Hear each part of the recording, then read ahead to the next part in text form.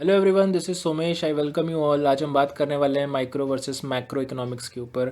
दोनों ही इकोनॉमिक्स की ब्रांच है, ठीक है। माइक्रो और मैक्रो। आज हम समझेंगे कि दोनों में डिफरेंशिएशन क्या है, दोनों का डिफरेंस क्या है, जिससे आपको ये समझ में आएगा कि इसका यूज़ कैसे करोगे। बहुत ज़्यादा एक दूसरे से डिफरेंट है या कुछ सिमिलैरिटी है, क्या इसका आप कंबाइन करके भी यूज़ कर सकते हो किसी प्रॉब्लम के लिए, कैसे हम इसको यूज़ करेंगे अपने कोई भी इकोनॉमिक प्रॉब्लम से रिलेटेड मैटर्स में। तो आइए इसको ज़रा समझते हैं।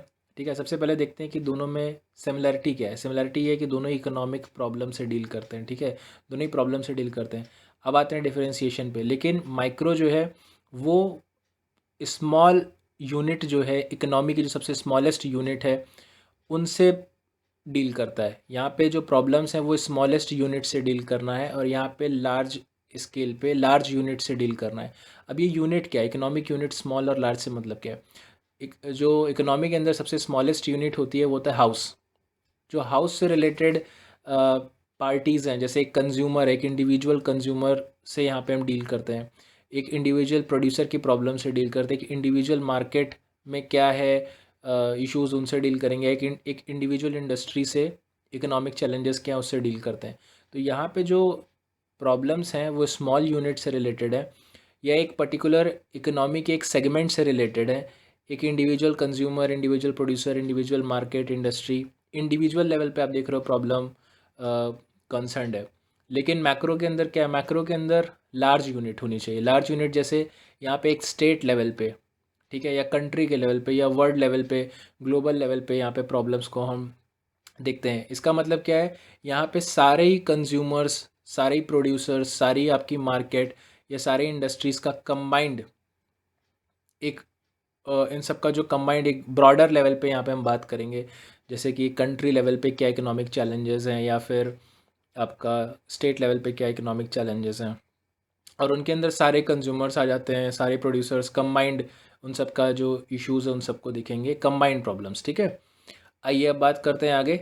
सबसे पहली बात करते हैं यहाँ पे इश्यूज़ किस टाइप के। जब हमारा पार्टी कंसर्न कौन है, पार्टी कंसर्न है कंज्यूमर्स, प्रोड्यूसर्स, तो इनके प्रॉब्लम्स को डील करेंगे। जैसे कंज्यूमर का प्रॉब्लम है, अब एक एग्जांपल के थ्रू यहाँ मैंने समझाया कि कंज्यूमर का प्रॉब्लम क्या है। जैसे देखो, एक कंज्यूमर के पास इनकम है एंड दैट उसके पास लिमिटेड इनकम होगी, स्केयर इनकम होगी।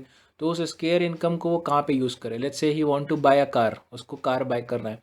Now he has two options, वो इलेक्ट्रॉनिक व्हीकल बाय कर सकता है, पेट्रोल कार बाय कर सकता है। एज अ कार में दो ऑप्शन है, इलेक्ट्रॉनिक कार या फिर पेट्रोल। नाउ आपने एक कॉन्सेप्ट पढ़ा होगा माइक्रो इकोनॉमिक्स के अंदर, theory of demand. Theory of demand कहती है कि जिस चीज़ की प्राइस कम होगी, ठीक है, उसकी डिमांड ज़्यादा होगी। तो एक कंज्यूमर क्या करेगा, वो अपना बिहेवियर लगाएगा कि उसकी प्रेफरेंस भले एक इलेक्ट्रॉनिक व्हीकल है, लेकिन at the end of the scenario वो ये देखेगा कि प्राइस किस चीज़ की कम है, ज़्यादा उसको बेनिफिट किस चीज़ से मिलेगा। और अगर मेन चीज़ बिकॉज इकोनॉमिकली हम प्रॉब्लम को सॉल्व कर रहे हैं, तो यहाँ पे हम देखेंगे कि प्राइस किस चीज़ की कम है। तो प्राइस हम देखेंगे, बिकॉज अभी ईवी जस्ट स्टार्ट हुई है, तो इसका कॉस्ट ज़्यादा है, इसका कॉस्ट ऑफ प्रोडक्शन हाई है, इसकी ओवरऑल कॉस्ट ज़्यादा होगी। और पेट्रोल गाड़ियों में अगर आप देखोगे, मतलब इसकी कॉस्ट ऑफ मेंटेनेंस हाई होगी as compare to petrol cars. तो ओवरऑल आप देखोगे, अगर 5 साल का यूसेज है कार का, तो ओवरऑल पेट्रोल ज़्यादा सस्ता पड़ेगा as compare to electronic vehicle आज के लिए। लेकिन फ्यूचर में ज़रूर इलेक्ट्रॉनिक व्हीकल जो है उसकी प्राइसेस कम हो जाएंगी, क्योंकि लार्ज स्केल पे जब प्रोडक्शन होगा तो प्राइसेस भी कम होगी और टेक्नोलॉजी भी अच्छी हो जाएगी। तो बाद में ये electronic vehicles normal petrol cars के जैसे ही होंगे। लेकिन अभी ये कॉस्टली है, तो इसलिए still at this point of view may be a buyer would prefer a petrol price. तो यहाँ पे आपने क्या देखा कि यहाँ पे कंज्यूमर की प्रॉब्लम को कैसे डील किया गया, through using a theory called theory of may be demand, जिसे आप बोल सकते हो, जो कि यहाँ पे कॉन्सेप्ट। ऐसे प्रोड्यूसर के लिए, प्रोड्यूसर मान लो एक कार मैन्युफैक्चरर है, तो वो अभी एट प्रेजेंट जैसे पेट्रोल या डीजल कार मैन्युफैक्चर कर रहा है, लेकिन आगे आने वाले टाइम में डिमांड किसकी आ रही है, इलेक्ट्रॉनिक व्हीकल्स की।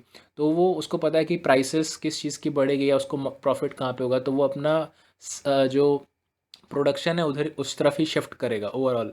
तो यहाँ पे एक जैसे प्रोड्यूसर से रिलेटेड कॉन्सेप्ट होता है थ्योरी ऑफ सप्लाई, जहाँ पे जिस चीज़ की प्राइस बढ़ेगी आगे, उस चीज़ को प्रोड्यूसर सप्लाई करेगा।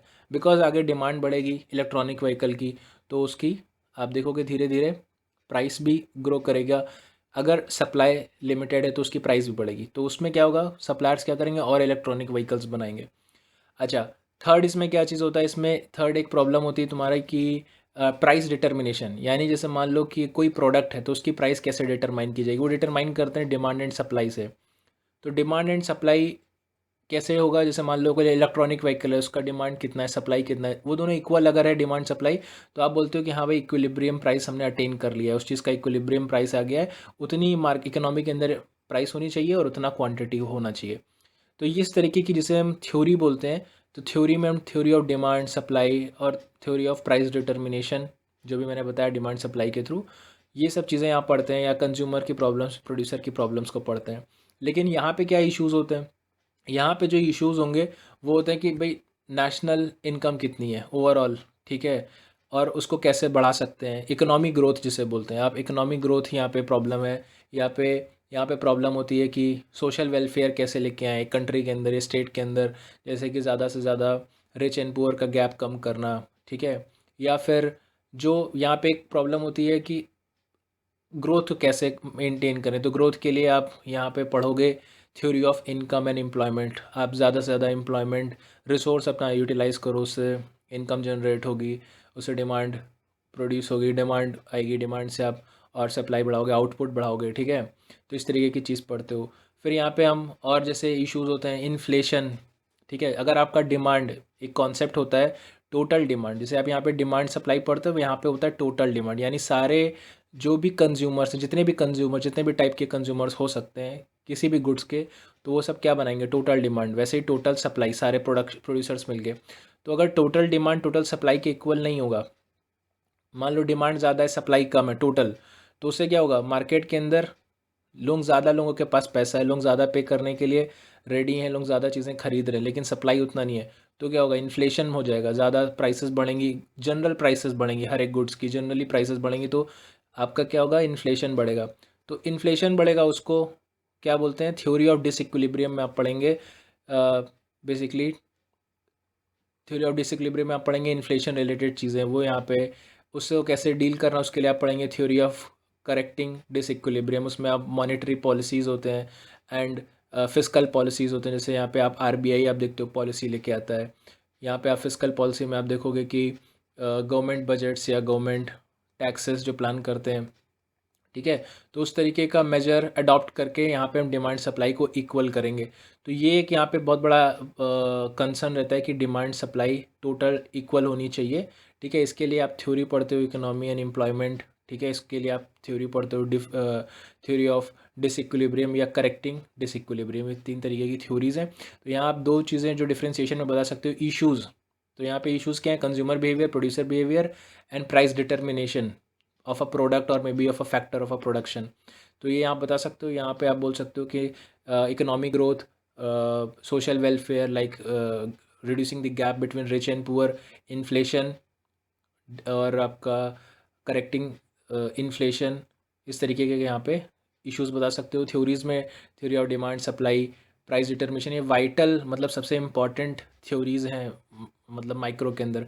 मैक्रो में इनकम, एम्प्लॉयमेंट, डिमांड और तुम्हारा corrective disequilibrium, sorry this is disequilibrium, तो theory of income, employment, disequilibrium, corrective disequilibrium. और बिजनेस के पॉइंट ऑफ व्यू से सोचो तो जो माइक्रो है वो इंटरनल मैटर है, इंटरनल इशू से रिलेट करता है कि कैसे आप बिज़नेस के लिए उसका बेस्ट यूटिलाइज़ करके रिसोर्स ज़्यादा से ज़्यादा प्रॉफिट डिटरमाइन कर पाओ। तो इंटरनल मैटर है माइक्रो, और जो मैक्रो है वो बिज़नेस के लिए एक एक्सटर्नल मैटर है, एक्सटर्नल इशूज़ है, एक्सटर्नल एनवायरनमेंट से डील करता है। तो ये बिज़नेस पॉइंट ऑफ व्यू से था, बस इतना ही है माइक्रो और मैक्रो में।